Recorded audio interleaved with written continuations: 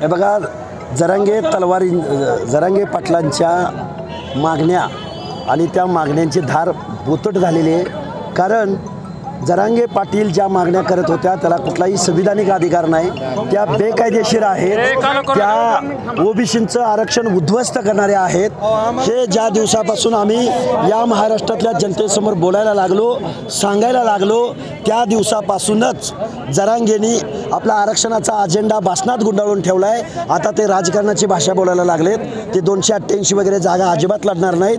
ते शरदचंद्रजी पवार वगैरे कुणाचा तरी लोकसभेला जसा प्रचार केला तसा ते प्रचार करतील. अहो, जरांगे नावाच्या माणसाची काय हैसियत आहे, काय लायकी आहे, काय कुवत आहे, काय त्याला महाराष्ट्राचं समाजमन माहिती आहे, काय म्हणून त्याच्या सांगण्याला भुलतापांना बळी पडून 288 आमदार पराभूत करायचे. त्यामुळं जरांगे पाटील नावाचं एक भूत थोड्या दिवसासाठी महाराष्ट्राच्या मुख्यमंत्र्यांच्या मानगुटीवर बसलेलं होतं, ते आता भूत इथून पुढे उतरलेलं असेल. नक्कीच आता मोठा प्रतिसाद मिळतो तुम्हाला. आम्ही सध्या जन आक्रोश यात्रा काढलेली. जन आक्रोश यात्रेच्या माध्यमातून आम्हाला प्रत्येक विभागामधून, प्रत्येक तालुक्यामधून, प्रत्येक जिल्ह्यामधून, खानदेश, मानदेश, विदर्भ, मराठवाडा, कोकण, हर एक भागामधून आम्हाला जिल्ह्याच्या लेवलला मोठमोठे मेळावे होत आहेत. सांगलीला 11 तारखेचा भव्य मेळावा होतोय. आज आम्ही इथं सभा झाली, आता धारूरला सभा होते संध्याकाळी. प्रत्येक ठिकाणी सभा होत आहेत. दिवसभरामध्ये आमचा सकाळी 8ला दिवस चालू होतो, रात्री आम्हाला 3-4 वाजतात. शेवटच्या सभा रात्री 1-1, 2-2 वाजता होतात. त्यामुळं ज्यांनी कुणी स्वतःला या महाराष्ट्राची मालकी आमची आहे, या महाराष्ट्रामध्ये संख्या आमची आहे असं जे कुणाला वाटतंय त्यांना हा 18 पगड जातीचा महाराष्ट्र दिसून येईल.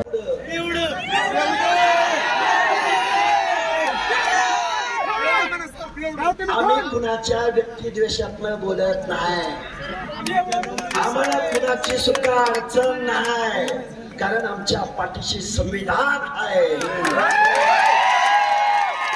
आमच्या पाठीशी फुले शाहू आंबेडकरांच्या समतेचे तत्व आहे आणि आमच्या पाठीशी स्वर्गीय गोपीनाथराव मुंडे यांची ऊर्जा आहे.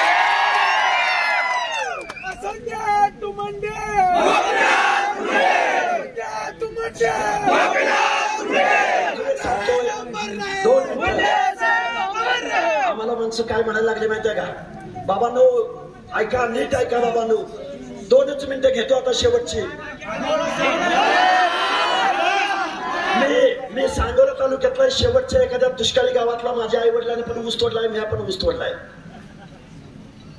सांगोल्यावरनं मी या आमच्या बळीराम तात्या खटकेंच्या गावाला आंतरवली सराटीच्या वेशीवर गेलो उपोषणाला. आम्ही दोघं उपोषणाला बसलो, आम्ही वाघमारे साहेबांनी. आम्ही तिथनं जात असताना आमच्यातली माणसं म्हणायला लागली, दस साहेब, माणसं आम्हाला काय म्हणायला लागली माहितीये का, आम्हाला म्हणायला लागली, अरे तिकडं चाललाय, सोशल मीडियावर नुसतं बोललं तर नाक घासायला लावते ती, मारामारी करते ती, घरावर हल्ला करते ती. नाभिक समाजाच्या एका मुलाला नुसतं म्हणलं आमचं आरक्षण टिकलं पाहिजे, त्याच्या दुकानावर हल्ला केला. म्हणलं वाघाच्या गुहेत चाललाय तू, तुझ्या मागं कोण आहे? वाघ वाघ वाघ म्हणून आम्हाला सांगायला लागले. ऐका ऐका ऐका, बारा मी गुहेकडे चाललो. आम्ही 2-3 पोरच होतो फक्त. आम्ही त्या गुहेकडे चाललो, गुहेकडे. तिथं गेलो, आमच्या बळीराम तात्याला बरोबर घेतलं, चेपटे साहेबांना बरोबर घेतलं, आठवडे साहेबांना बरोबर घेतलं, वाया साहेबांना बरोबर घेतलं, या सगळ्या मंडळींना बरोबर घेतलं. चला म्हणलं कुठं गुहा आहे बघू, कुठं आहे वाघ आहे बघू. आयला तुम्हाला खरं सांगतो, ऐका ऐका, तिथं गेलो, वाघाच्या गुहेत गेलो. अरे तिथं वाघ नाही निघालाय, मांजर निघाला. कुठलं खाते, कोण खाते,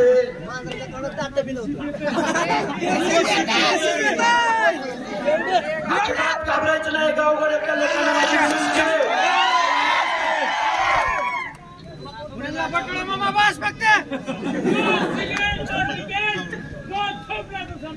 येस, बाबासाहेब आंबेडकर काय म्हणायचे, ज्या घरामध्ये पोरं शिकतील, ज्या घरातली पोरं विचार करतील, ती पोरं गुरगुरल्या वाचून राहणार नाही.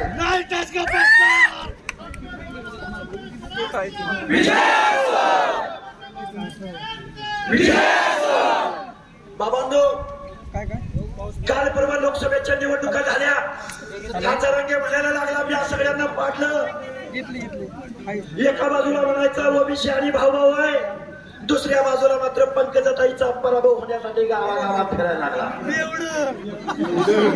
एका बाजूला म्हणतो धनगर समाज आणि मराठा बांधव भाऊ आहे, आमची पोरं उपोषणाला बसली होती, तिथं गेला म्हणला मराठा आणि धनगर भाऊ. आणि महादेव जानकरचा पराभव झाला पाहिजे म्हणून परभणीत रात्रंदिवस फिरत होता. तो काय म्हणाला दलित बांधवांना, दलित आणि आम्ही भाऊ. आणि आमच्या बाळासाहेब आंबेडकरांचा पराभव केला. आता काय म्हणला मुस्लिम समाजाला म्हणून मी आरक्षण देतो. ऐका, मुस्लिम समाजाला मी आरक्षण देतो म्हणला.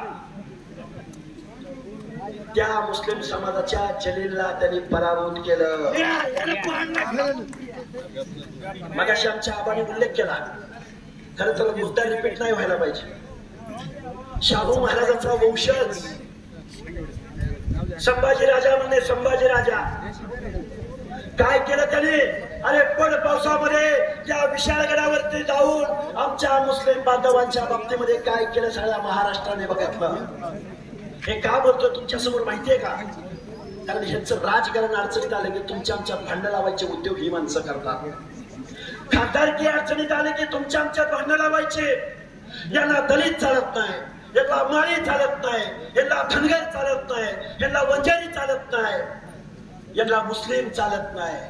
आणि आमदार आणि खासदार मात्र यांचं. बाबांनो, तुम्ही आम्ही सगळे लोक एकत्रित येऊया, तुमचं आमचं प्रतिनिधित्व कायद्याच्या सभागृहात घेऊन जाऊया, देशाच्या संसदेमध्ये पाठवूया. चला, पंकजाताईंचा पराभव झाला ना, वाईट वाटलं आम्हाला, पण हिमतीनं पुढे जायचं, ताकदीनं पुढे जायचं, युक्तीनं पुढे जायचं.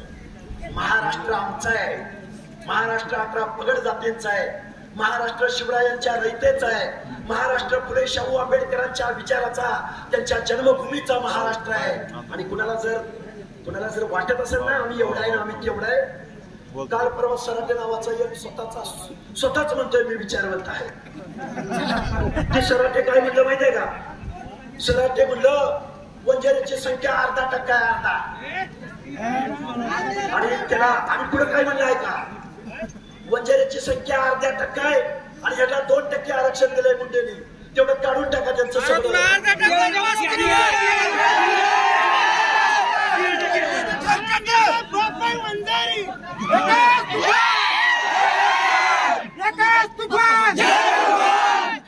अरे सराटे ये ना एकदा बीड जिल्ह्यात, ये ना एकदा.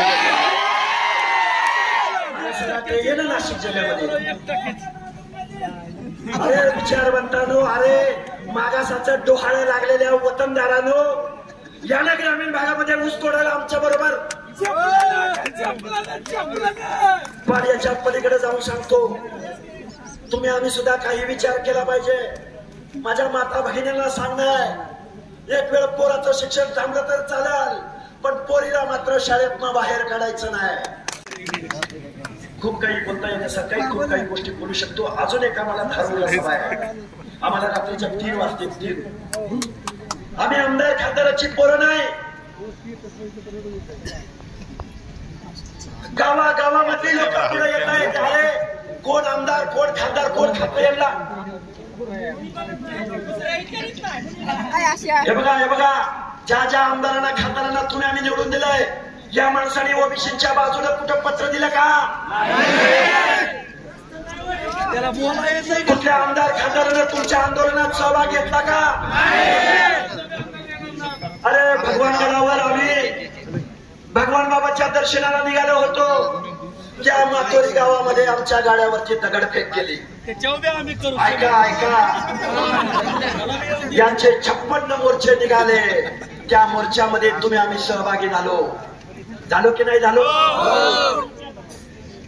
म्हणून अरे यांचे 56 मोर्चे निघाले. माझ्या आंबेडकरी जनतेला सांगणार, त्या 56 मोर्चामध्ये अॅट्रॉसिटी कायदा रद्द करावा म्हणून कुणी मागणी केली? तुम्ही आम्ही ओबीसीने केली? तुम्ही आम्ही भटक्या विमुक्त जाती जमातीच्या माणसांनी केली का? अरे यांनी मागणी, यांना अॅट्रॉसिटी कायदा चालत नाही, कारण यांना त्या दलितावरती परत अन्याय करायचा आहे, त्यांच्या वतनाच्या जमिनी ढापायच्या आहे. गावगाड्यातल्या सगळ्या 18 पगड जातीच्या लोकांना माझी कळकळीची विनंती आहे, जाती जातीची युती करू, राजकारणाची शेती करू, समाजकारणाची शेती करू. महात्मा फुले म्हणायचे, सत्य वाचून सकळ कळा, झाल्या अवकळा. खूप काही बोलता येण्यासारखं आहे. तुम्ही आमचा आदर सत्कार केला. खूप मंडळी आहेत इथं, संयोजक मंडळी आहेत. हे एवढं आंदोलन, ही एवढी सभा सक्सेस होते म्हणजे याच्या पाठीमागे खूप चेहरे आहेत. आम्ही फक्त निमित्त मात्र इथं येऊन उभं राहिलोय. याच्या मागे पुण्य ही गोपीनाथराव मुंडे यांच्या संघर्षाची आहे.